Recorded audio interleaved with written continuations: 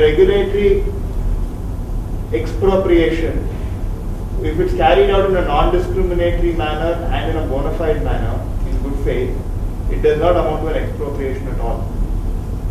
Mr. Abhijit, the right of the public prevails over the right of the individual investor. That's the broad. Indeed. Mr. Abhijit, with that regard, the treaty in the instant situation has to be considered.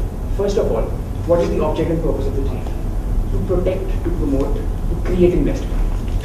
In this light, Article 6B itself says, of the treaty itself, it says excluding measures so severe in light of their purpose that they cannot reasonably be viewed as having been applied in good faith. We have to consider the very treaty itself. Now, I concede I do not know the provision of the treaty in the Methanex case, but in the instant situation, the right of the public has to be measured with the right of the investor, considering in mind the state has the duty to uphold the object and purpose of the investor. If that satisfies. Mr. Abhijit, I'd like to move on to my second issue that deals with the violation of the standards of treatment in the instant situation. The respondent state has clearly violated Article 5 of the Bilateral Investment Treaty between Estonia and Somalia.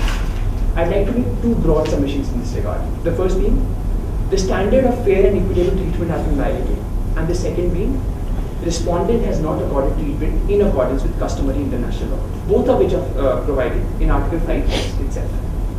With regard to the first submission, fair and equitable treatment, it is our submission that the fair and equitable treatment is a very high, wide and comprehensive standard of treatment.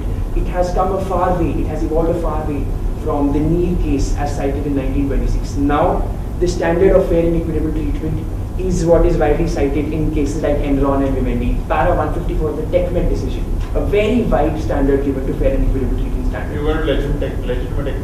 Indeed. What is the exception? What is the exception to the FET test?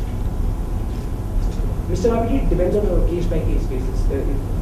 Necessity? What about necessity? Indeed, Mr. Abhijit, there is no case made of a necessity in the instant situation. First, I will show how legitimate expectations have been violated.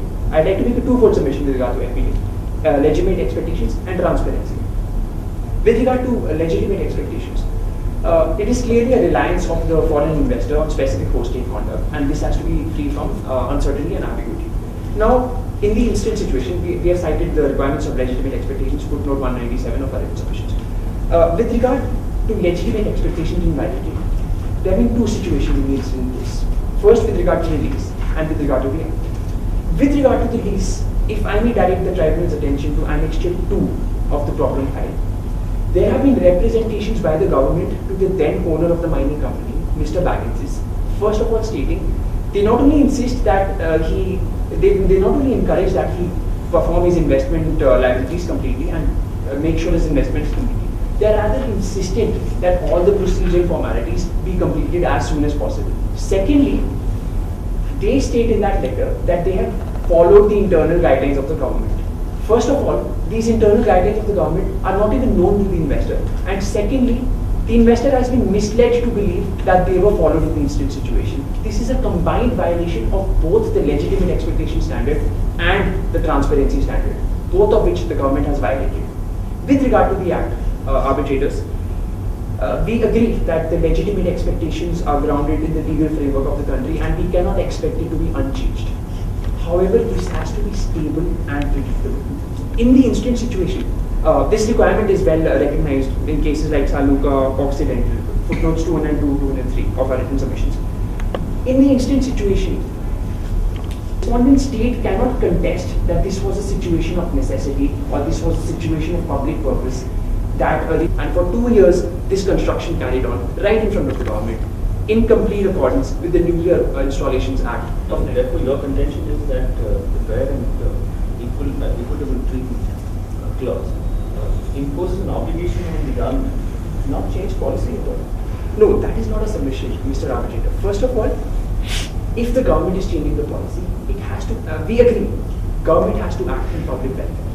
But it also has to refrain from acts which defeats the object and purpose of the treaty it has entered into. Article 18 of the Vienna Convention.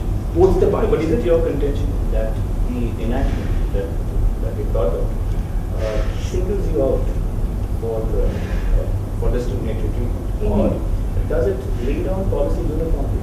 In which event, why would you say that it does not meet the fair and equitable treatment clause? With regard to that, Mr. Arbitrator, AEW is the only owner of a nuclear power plant in Somaliland. This act was solely intended to stop him from commencement of his nuclear activities in Somaliland, one day before the actual commencement had to start.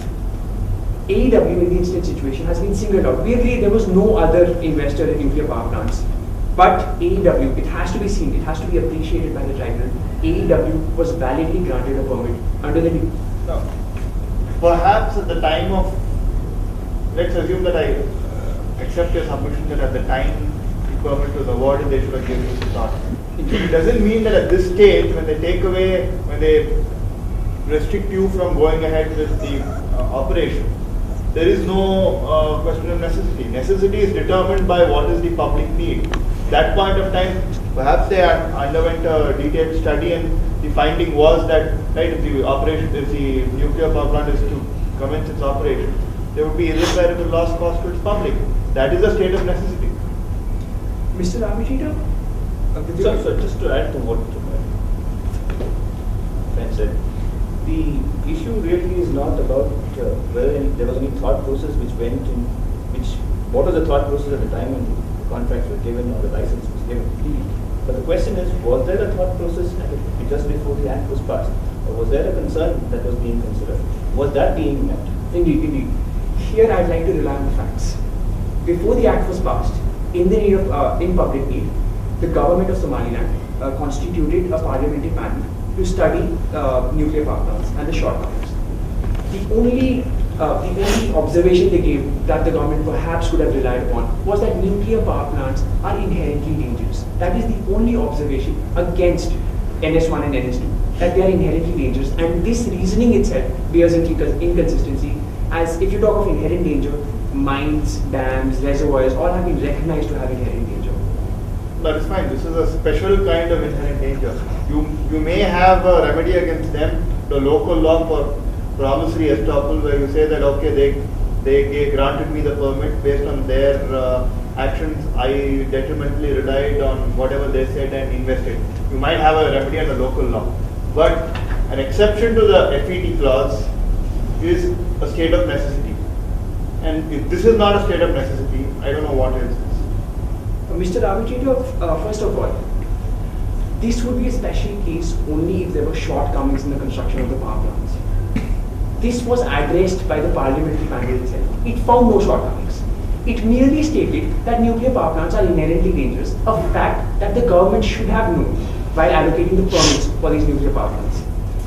Mr. Arbitrator, with regard to this... No, that's not the test. The test is not whether they should have known it at that point of time. The test is necessity. The test is at this point of time is restricting your rights and necessity.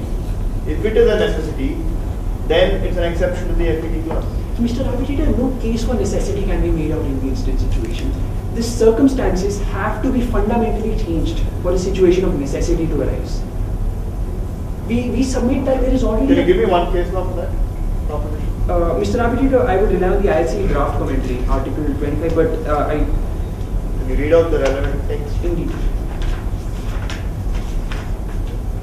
Article 25, ILC Articles of State Responsibility. Necessity may not be invoked by a state as a ground for precluding the wrongfulness of an act not in conformity with an international obligation of that state, unless the act is the only way for the state to safeguard an essential interest against a grave and imminent peril. And secondly, does not seriously impair an essential interest of the state or states towards which the obligation exists. Yeah, the bit that you stressed on is actually not in. No, Mr. Arbitrator, in the That instant, is the only measure. it is not the only measure, Mr. Arbitrator. What else could they have done to prevent a nuclear They could accident? have issued a public notice saying that there is nothing wrong with the nuclear power plants. AEW is known to maintain very high standards. It can be verified by the facts itself.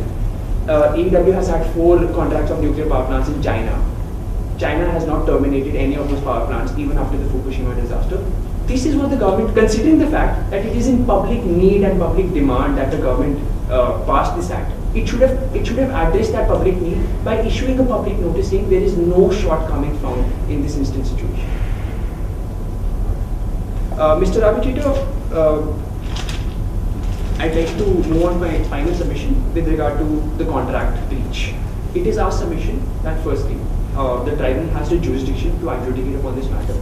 The termination by PDA, a state-owned entity, and may I request, right, considering that jurisdiction has been established, PDA is a state-owned entity, we submit that clause 17 of the contract was not followed while terminating this contract. Firstly, it is clearly established that the laws of Somaliland are applicable. Clause 17 itself provides that. Now our main submission is, there is a clear difference between a legal obligation and a contractual obligation. In the instant situation, no contractual obligation was breached by ABW. The rationale, the reason given by PDA in the instant situation was, as can be verified by the facts, it cannot continue its contract with the lawbreaker. First of all, even no breach of law has been established. There's only a possible taint of corruption, possibly tainted with corruption. Secondly, this contract was terminated 6 months before the actual frustration of the contract. And thirdly, we cannot guess the meaning of the contract beyond what is written in the words. And we have to Right, so now, for whatever reason, the contract now stands frustrated. Right? What is the at this point of time. What is the effect of frustration? The effect of frustration is the contract is no longer. In terms of restitution, what is the effect? In terms of restitution, when a contract is frustrated, it cannot be enforced in a court of law. Are you aware of British Petroleum versus Hunt? Ultimately, you will get complete restitution. Like you will unwind the whole thing. So you will get back whatever you've lost. So if you ultimately, in a local forum, you're likely to get back whatever you've lost, and we grant you the relief here, you will be unjustly enriched. Mr. Abhijit, I agree with your point. First of all, the conduct of PDA in the instant situation is attributed to the state. The state is responsible. By virtue of Article 8 of the treaty, this being a contractual obligation specific to investment, a breach of an international law is applicable in the instant situation, which this forum has the jurisdiction. The cause of, if your remedy under the contract, if you are likely to be completely restituted, as in this case, this is a perfect case for restitution. Now, are you aware of the Frustrated Contracts Act in England? Indeed, Mr. What does it say? Mr. Abhijit, it agrees with your point. Restitution will be awarded in case a contract is frustrated. Exactly. So if you're going to get complete restitution before a local court, would you not get double benefit and therefore be unjustly enriched if we allow your claim? Mr. Abhijit, we are before this tribunal to submit that there is a breach of Article 8 of the treaty, something that the local courts cannot adjudicate. No, it arises out of the same cause of action. Indeed. The same cause of action might result in a breach of Article 8. The same cause of action would also result in complete restitution under the Frustrated Contracts Act. Therefore, ultimately the cause of action is the same, and you have a sufficient remedy under local law. Indeed. Nevertheless, even if this tribunal passes an award to that effect, this award will be enforceable in the courts of Somaliland. It has to be enforced in the courts of Somaliland for the investor to claim it, and the courts of Somaliland will give due regard to unjust enrichment in that case. How do you enforce a BIT award? Mr. Abhijit, the Somaliland Arbitration Act Part 2 talks about enforcement of foreign awards given by foreign tribunals. What are the grounds for non-enforcement? Mr. Abhijit, Council is not aware of this situation. We are merely establishing a breach of the obligation. That would be my submissions, Mr. Abhijit.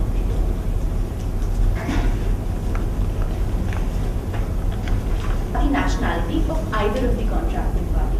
Second, the place of incorporation or the place of doing business should be the other contracting party. And the third requirement, that effective management should be exercised. In the present matter, it is our submission that SCPD, which is a corporation that acquired the leases on behalf of AEW, has been incorporated in Somaliland. Also, its main seat of business is in Somaliland, and therefore it lacks the foreign element. It is our humble submission that AEW cannot make claims on behalf of SCPD because it does not exercise effective management. With respect to this, firstly, we would like to look at the intention of the definition of investor under Article 3. As is the opinion of Michael Wadel, that when all three tests are present in the definition of investor, that is control, place of incorporation, and effective management, the intent of the parties can be imputed to mean that it's a definition which restricts the interpretation of investor, and therefore restrictive interpretation should be given. In the present matter, SCPD is a wholly owned subsidiary of ASEH, which is a wholly owned subsidiary of AIH, and in turn AIH is a wholly owned subsidiary of AEW. Therefore, AEW effectively manages all these entities. 832. The fact that holding companies are only there to have the outdated stocks and also to make investments and averse risks to subsidiary companies. Here it is a submission that AEW is only a holding company. Which edition of Kama was this? 8th edition. Which year was it? The council is not aware of that. Because subsequently English law has incorporated the US Supreme Court decision in Best Foods, where this stand has been somewhat identical. The council is not aware of the judgment, but it is our submission that also the article in the BIT, that is Article 7, which provides for the requirements of an ILO clause being met. No, but is this domestic law which is going to determine the management test, or is it? It is our submission that international. Palmer talks about English company law. How is that? The applications with respect to the nature of holding companies and not the standard of holding companies. The submission was that the nature of holding companies is such that it is only present to provide investment and not to exercise control or effect. What is the effective management test under international? It is our submission that as has been laid down by, as is the opinion of Professor Scheuer and has been reiterated in Vacuum Salt versus Ghana, that the proof of effective management is even if there is 100% share control, which is in the present case, the test of effective management is not satisfied. It is a whole. The test has to be a test which looks into effective management with respect to shareholding, equity, the control exercise, and the functions performed by the corporation. So therefore, in the present case, the only illustration present is that of 100% shareholding, which, as has been held in the case of Vacuum Salt versus Ghana, does not lead to an inference of effective management. So what according to the judgment will be effective? All the aspects need to be looked into in order to ascertain whether What are the other aspects? Control, the control of the Control is determined by shareholding. In the case it was held that control and shareholding is different because the control might be exercised with by the subsidiary corporation with respect to the functioning within the whole state, and also therefore in the present case we would like to make a submission with respect to Article 7 of the BIT, which requires that obligations with respect to labor laws and work permits should be met. Therefore, it is our submission that such requirements of abiding by the labor laws of the host country and providing work permits to the workers and ensuring basic conditions of work can only be done by a corporation which is situated in the host country, and therefore AEW cannot exercise effective management. Are you aware of Siemens versus Argentina?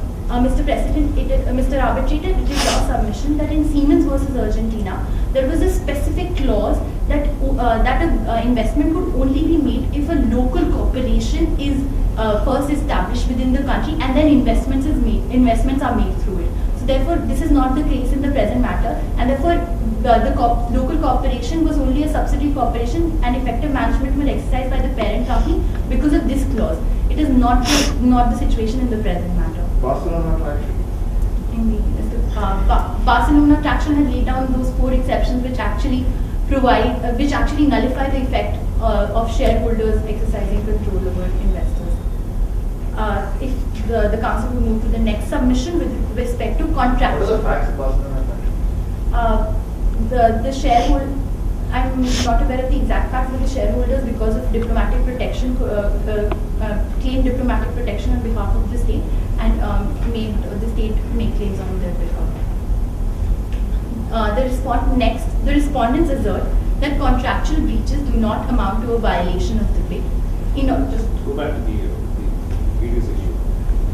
If we are to accept your interpretation of the BIT, then why would an investor be defined as such to include not only the person, not only the entity in question, but also entities which indirectly would control or have shareholdings? Mr. President, it is our submission that the entities can have effective control, and certain entities which actually exercise effective we The held. illustration you gave was that the only entity which can comply with local labor rules would be the entity as such. In this case, it would be SME, and therefore you can't look at it only on SME. This is one illustration with respect to this matter. Mr. President, as I've laid down, there are multiple criteria to determine effective management and control. There can be other provisions, because here the only illustration which shows that AEW has certain stakes is that it has made investments. Nothing else shows that AEW exercises effective control. Even if there is a requirement of labor laws, other controls can be exercised by AEW, although labor laws can only be exercised by the corporation which is based on the host country. And therefore, other controls which are exercised will amount to effective management by other corporations which are present in the So what are the other controls which are missing here? Mr. President, with respect to other controls which are missing here, it can be that the equipments and the actual production of goods and services is done by the parent corporation and is controlled by the parent corporation, for which there is no illustration in the fact sheet with respect to AEW's. Actually, there is no question of being production of goods and services. The right to usage and mining over the leases and the power plants. There is no evidence which shows that AEW exercises control over But look at the nature of investment that the claimant made. It's a two-pronged investment. They came and made an investment in terms of the license, and then they made an investment in terms of the power plant in which they will use it. Doesn't that very clearly show the effective control that the parent company exercises? The effective control with respect to investment, yes, Mr. President, because they. And that's all we're concerned with in this agreement. Your BID is only about investment. It is also about right to usage and mining over the leases and acquiring as much uranium as they can. As there is an illustration that SEPD actually adopted to open cast mining so that it could extract as much uranium as it could in the period of 26 years of lease from the mines. And therefore, the investment is more about acquiring as much profits they can by the leases that they've acquired and by the nuclear reactors that they've set up. The jurisdiction you would agree under the agreement with regard to protection of investment. Mr. President. Obviously, investment is made with profit in mind, and you wanted to. With respect to that, the investment was made with respect to acquiring leases and power purchase agreement. But the effects of the investment and the consequences of the investment are that they are using the mining and using the tracks and also producing electricity through the nuclear reactors, which in turn will provide benefits of the investment. So, moving to the next submission, the respondents assert that the contractual breaches do not amount to a violation of the bid. With respect to this, we have two submissions. First, Article 8 of the BIT is not an umbrella clause and therefore contractual breaches cannot be elevated to the level of treaty breaches. And the second submission is that there is no prima facie case of violation of the treaty standards and therefore the tribunal does not have jurisdiction. Are you relying on HGS of Pakistan? Yes, Mr. Arbitrator. What was the crucial fact in HGS versus Pakistan which is not applicable to this? The definition of the provision, the wordings of the provision were different than the present BIT. So therefore HGS of Pakistan is not applicable. Mr. President, that is not a submission. If you look at where was the umbrella clause placed in the treaty in It is a submission that even in the present BIT, the umbrella clause is placed to in the latter part. But it comes before the dispute resolution clause. It comes after the substantive rights, but before the dispute resolution clause. In HGS of Pakistan, it came after the dispute resolution clause, and therefore the inference drawn was that it does not confer any substantive rights. The inference drawn with respect to a general principle that can be inferred from the case was that if the umbrella clause is placed in the latter part of the treaty, then it can be assumed that it is considered not so important by the. No, that wasn't the rationale. The rationale was that if it's placed along with the substantive rights, then the inference is that the umbrella clause gives you a substantive right. If it is placed after the section dealing with substantive rights, after the dispute resolution clause, then it can't, it's merely procedural, it can't grant you any substantive rights. That was the rationale. That won't apply here. So with respect to that, Mr. Arbitrator, we do not have all the provisions of the BIT in Annex 10. So But from the provisions which are there, it's very clear that just- it comes before the dispute resolution. it is our submission that it can also be inferred that after, before Article 8, the substantial provisions enter, because there are no substantial provisions after Article 8. The only two provisions given after Article 8, only provision given after Article 8 is the dispute resolution. But Article 8 can hardly be called procedural. If you look at Article 8, it does not lay down any matter of procedure. With respect to that, it is our submission that the interpretation of El Paso versus Argentina should be looked into, wherein the courts stated that that such obligations do not extend to contracts entered into by the state, but the umbrella clause covers additional investment protections provided under the contract. If I may quote an example which El Paso versus Argentina provided, that for example, if there is a stabilization clause within the contract, the violation of such stabilization clause under the contract will in turn lead to a violation of a treaty standard saying fair and equitable treatment standards, and therefore such obligations will fall under the Why obligations is mentioned SGS under. versus Philippines submission? It is a submission that if SGS versus Philippines was to be applied, it would obviate the presence of all the other treaty standards mentioned in the BIT. Also, contractual breaches will be elevated to the level of treaty breaches, and applying the principle of in dubio mitius, such an interpretation will restrict the sovereignty of the host state to an extent which cannot be assumed to have been consented by the host state. Mr. President, with respect to the prima facie violation of the treaty standards, we would like to assert that there has been no violation of the treaty standards with respect to the fair and equitable treatment and full protection and security clause. With respect to my submission with respect to full protection and security standards, firstly, it is our submission and has been laid down in the case